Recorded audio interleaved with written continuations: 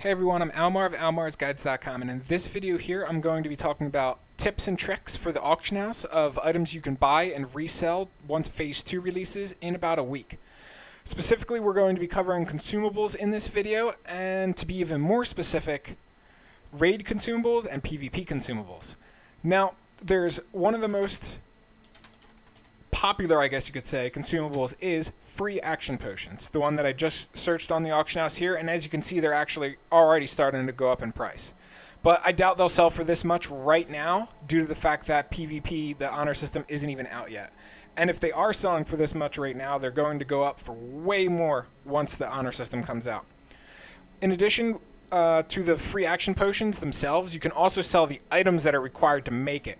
But we'll get to all of this a little bit later. Let me show you my script and start explaining why the items are on here and everything about them.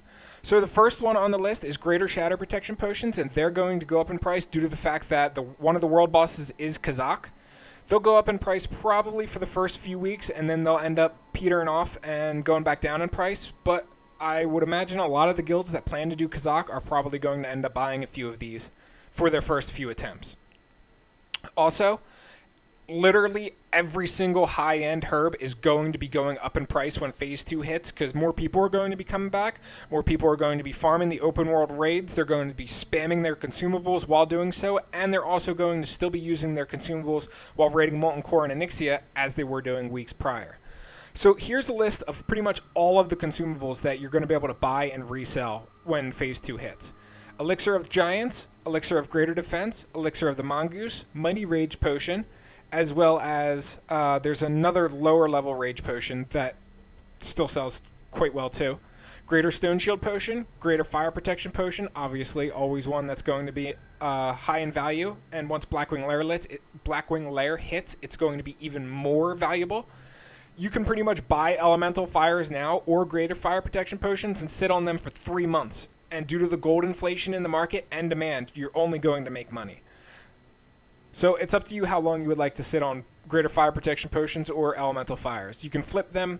You can buy them in the middle of the week now and flip them on the weekend when guilds are raiding for 2-3 times the price. At least it's like that on my server. Or you can wait until gold floods the market even more and sell them then. Completely up to you.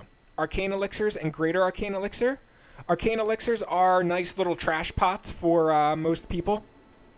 Greater Arcane Elixirs are the best potions you can use for the majority of spellcasters, although Warlock's Shadow Power Potions, I'm pretty sure they're called, would be better for them than the Greater Arcane Elixirs because they're 5 more spell power.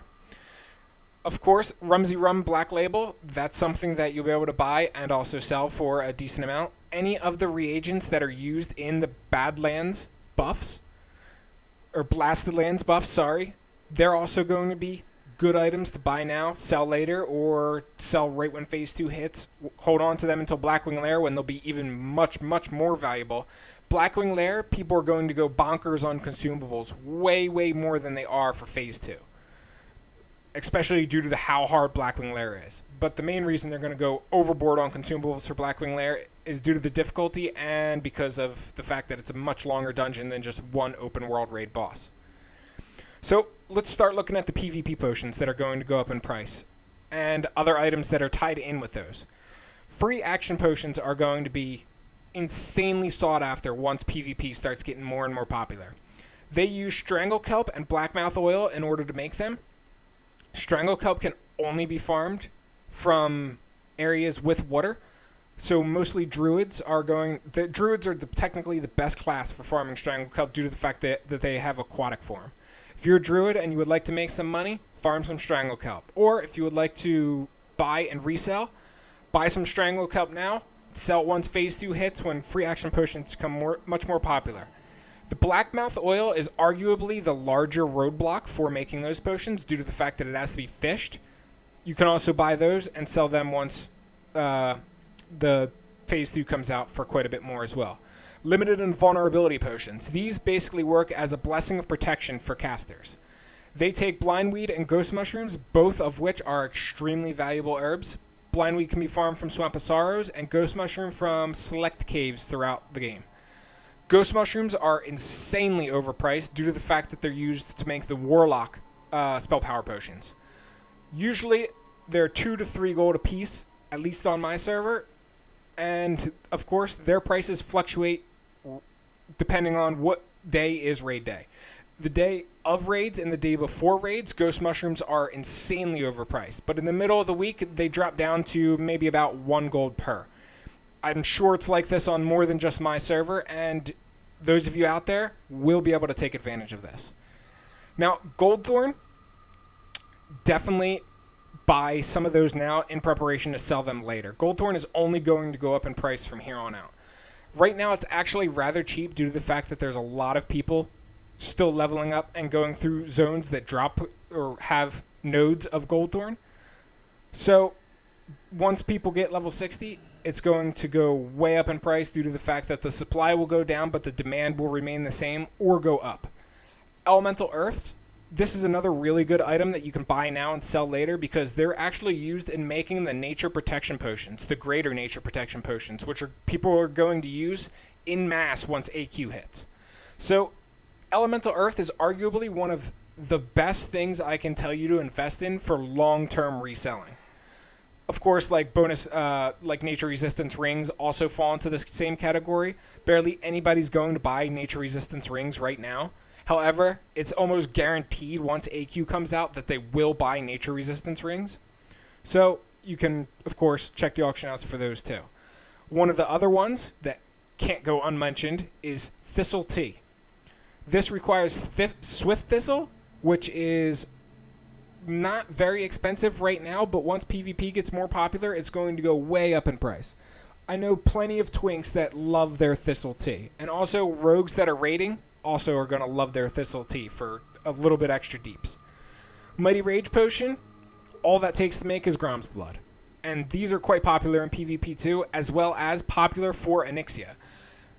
Warriors need that extra rage going into Phase 3 to help pick up Onyxia, and Mighty Rage Potions make up that difference. Last but not least is engineering. Literally every single item that's used in engineering to level it up is going to go up in price. Copper ore, copper bars, bronze bars, tin ore, tin bars, thorium ore, thorium bars, mithril ore, mithril bars. It's all going to go up in price because engineering is the PvP trade skill that everybody knows and loves. And once PvP comes out, people are going to start going engineering because they want the bombs, they want the trinkets, they want the jumper cables, they want the teleporting to Everlook or Gadgetzan. I mean, engineering is chock full of those goodies. And the only reason that they're still going for extremely low prices right now is because PvP is not currently popular. There's no battlegrounds, there's no honor system. That's all going to change when Phase 2 hits. So definitely stock up on anything that's used in engineering. I would highly recommend you do mithril, bronze, iron, and tin if you're looking to do ores. Don't do thorium because you got Dire Maul East, and that fluctuates the price of thorium way more than most other of the ores due to the fact that it's a guaranteed like 2 or 3 rich thorium mines every single time you clear Dire Maul East, and that really lowers the price of thorium overall, at least in my personal experience. But that's pretty much all there is to it. Those are the items that I think are going to go up in price the most once Phase 2 hits, and of course even more so once Battlegrounds come out. If they end up adding a Warsong Gulch or a Battleground in the middle of Phase 2 instead of waiting until Phase 3, definitely buy some items before that happens too, and then relist them after the Battleground happens. Once the Battleground comes out, people are actually going to start twinking their characters. And I'm going to be doing another video in the future explaining the best twink items you can buy and resell once PvP comes out and gets even more popular with the Battlegrounds. But that's basically all there is to this video. One last time, if you would like to see the script and pause it, these are all the items you want to write down and end up purchasing in the future to resell. Hope you guys enjoyed this video, and I'll see you around in the next one.